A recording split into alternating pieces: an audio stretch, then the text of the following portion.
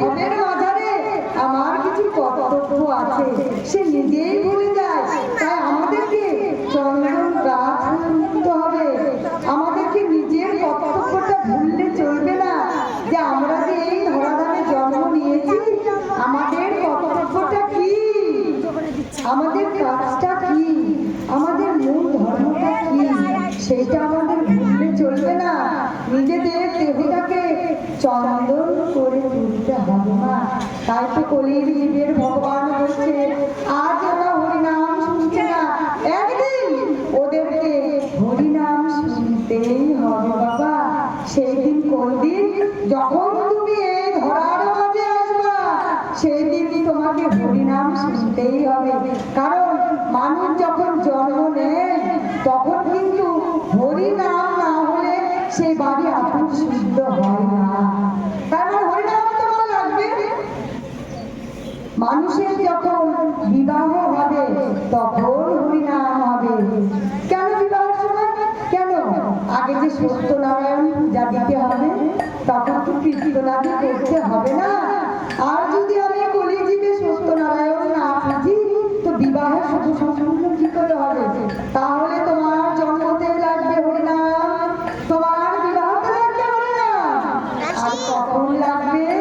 যখন তুমি শেষের বেলায় চারজনের কাঁধে চলে যাবা, তখন তোমার লাগবে হরিনাম। এই হরিনাম ছাড়া তুমি ভবে পার হতে পারবে না। জয় রাধা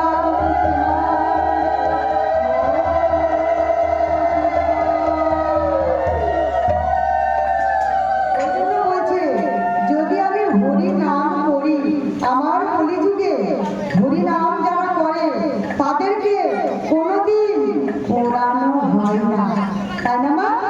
যারা হরিনাম করে তারা কারা? বৈষ্ণবরা। বৈষ্ণবরা যখন হরিনাম করে তাদেরকে পোড়ানো হয় না, তাদেরকে মাটি দেওয়া হয়। আর যে জাতি হয় না কেন, কেউ যদি অন্য জাতি থেকে বৈষ্ণব ধর্ম পালন করে আর বৈষ্ণব হতে পারে, তাহলে তাকে কিন্তু আর আগুন দেওয়া হয় না। কথাই বলছে, আজকে অমুকের বাবা মারা গেছে, তার ছেলে 1 ঘন্টার মধ্যে প্লেন রিজার্ভ করে এসেছে, এসে তার মুখে আগুন দিয়েছে। কি দুঃখের কথা! সন্তান এসে বাবার মুখে আগুন দিচ্ছে। সন্তান এসে বাবার মুখে আগুন দিচ্ছে কেন মায়েরা জানো?